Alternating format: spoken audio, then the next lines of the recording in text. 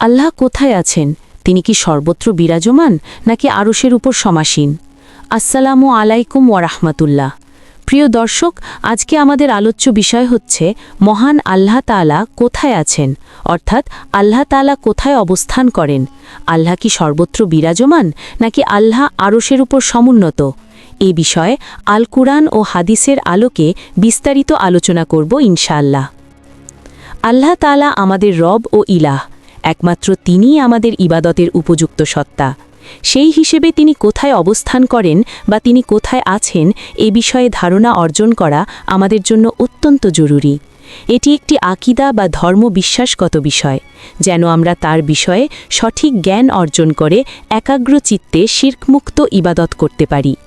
তবে এই আলোচনার শুরুতেই একটা কথা বিশেষভাবে বলতে চাই, আল্লাহ তাআলার অবস্থানের বিষয়ে আলোচনা করা খুবই দুরূহ ও জটিল একটি বিষয়। পূর্ববর্তী আলেমগণ অত্যন্ত সতর্কতার সাথে এ বিষয়ে কথা বলেছেন এবং এ বিষয়ে অবান্তর প্রশ্ন করতে নিষেধ করেছেন। প্রিয় দর্শক, চলুন আমরা আমাদের মূল আলোচনায় চলে আসি, আর তা হচ্ছে আল্লাহ তাআলা কোথায় আছেন। যখন এই প্রশ্ন করা হয় যে মহান আল্লাহ তাআলা কোথায় আছেন, তার উত্তরে কতকগুলো জবাব রয়েছে।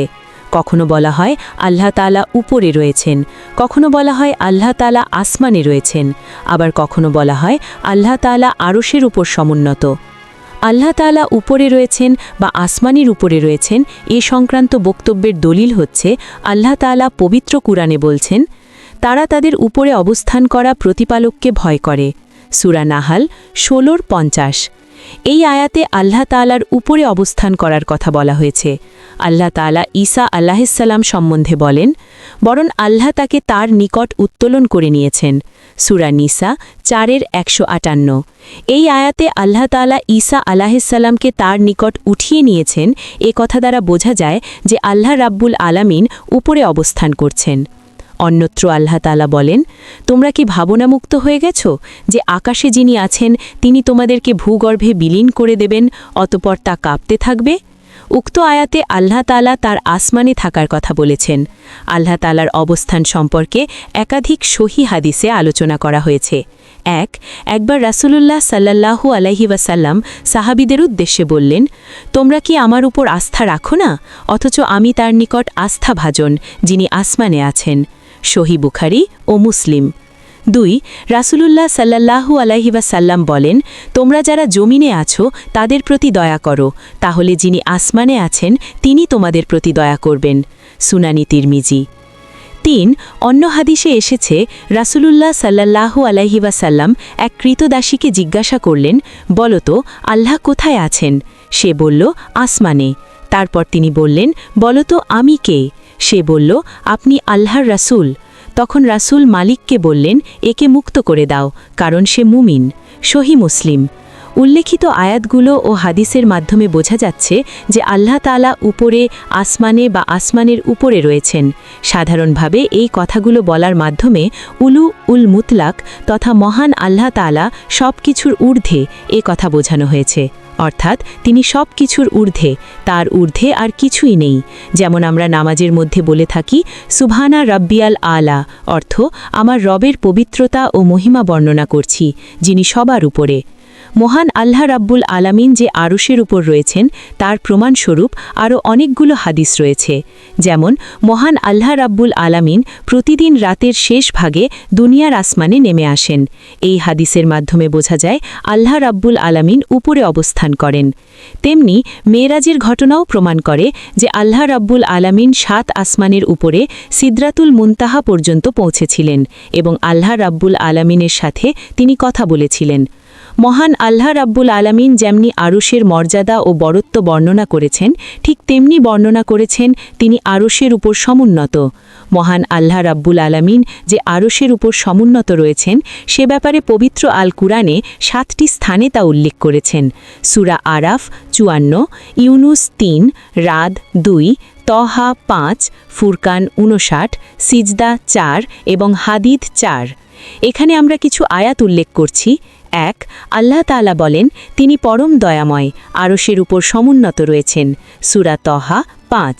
2 আল্লাহ তাআলা বলেন, নিশ্চয়ই তোমাদের পালনকর্তা আল্লাহ, যিনি তৈরি করেছেন আসমান ও জমিনকে 6 দিনে, অতঃপর তিনি আরশের উপর সমুন্নত হয়েছেন, তিনি কার্য পরিচালনা করেন। সূরা ইউনুস 3 আল্লাহ তাআলা পবিত্র কুরআনের আরেক জায়গায় বলেছেন, আল্লাহ যিনি ঊর্ধ্বদেশে স্থাপন করেছেন আকাশমণ্ডলীকে স্তম্ভ ব্যতীত, তোমরা সেগুলো দেখছ, অতঃপর তিনি আরশের উপর সমুন্নত হয়েছেন। এখানে আরশ বলতে আরশে আজিম বোঝানো হয়েছে। সূরা রাদ 2। তাৎপর্য: আল্লাহর এই সমুন্নত ঊর্ধ্বে অবস্থান বা সমাসীন হওয়াটা মাখলুকাতের মতো নয়, বরং আল্লাহর শানে যেমন প্রযোজ্য ঠিক তেমনভাবে তিনি সমুন্নত ঊর্ধ্বে অবস্থান বা সমাসীন আছেন। এটা অস্বীকার করা হারাম, যদিও আমাদের ক্ষুদ্র জ্ঞানে বিষয়টি বোধগম্য নয়। এ ব্যাপারে বিখ্যাত ইমামদের মতামত হল ইমাম আবু হানিফা রাহিমাহুল্লাহ, আমরা স্বীকার ও বিশ্বাস করি যে মহান আল্লাহ রাব্বুল আলামিন আরশের উপর অধিষ্ঠিত বা সমাসীন।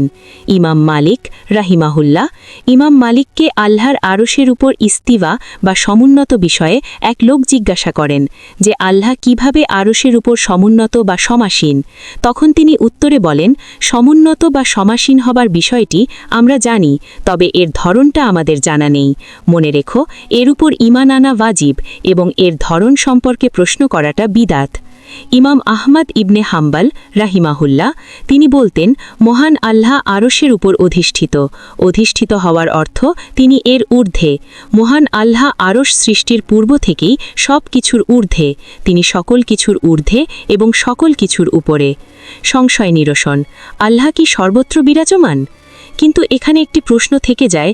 আল কুরআনের একাধিক আয়াতে দেখা যায় আল্লাহ তাআলা মানুষের অত্যন্ত নিকটে অবস্থান করেন, তাহলে আরশের অবস্থানের বিষয়টি তো প্রশ্নবিদ্ধ হয়ে যায়। যেমন আল্লাহ তাআলা বলেন, তিনি তোমাদের সাথে আছেন, তোমরা যেখানেই থাকো, তোমরা যা করো আল্লাহ তা দেখেন। সূরা হাদীদ 4। আল্লাহ তাআলা আরও বললেন, তোমরা ভয় করো না, আমি তোমাদের সাথে আছি, আমি সব কিছু শুনি ও দেখি। সূরা তহা 46। অন্য আয়াতে তিনি বলেন, তারা যেখানেই থাকুক না কেন তিনি তাদের সাথেই আছেন। সূরা মুজাদালা 7। অপর আয়াতে তিনি বলেন, আমি তার গ্রীবাস্থিত ধমনীর থেকেও অধিক নিকটবর্তী। সূরা কফ 16। এবং তিনি আরও বলেন, তখন আমি তোমাদের অপেক্ষা তার অধিক নিকটে থাকি, কিন্তু তোমরা দেখো না। সূরা ওয়াকিয়া 85। উল্লেখিত আয়াতগুলোর মাধ্যমে বোঝা যাচ্ছে যে আল্লাহ তাআলা সর্বত্র রয়েছেন, তিনি আমাদের অতি নিকটেই রয়েছেন এবং তিনি আমাদের সাথে আছেন।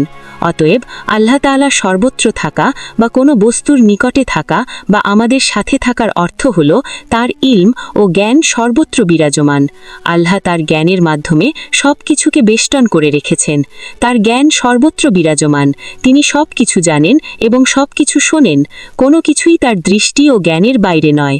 তাই মহান আল্লাহ রাব্বুল আলামিন আমাদের সকলকে এর প্রতি দৃঢ় বিশ্বাস স্থাপন করা এবং তদানুযায়ী আমল করার তৌফিক দান করুন। আমিন।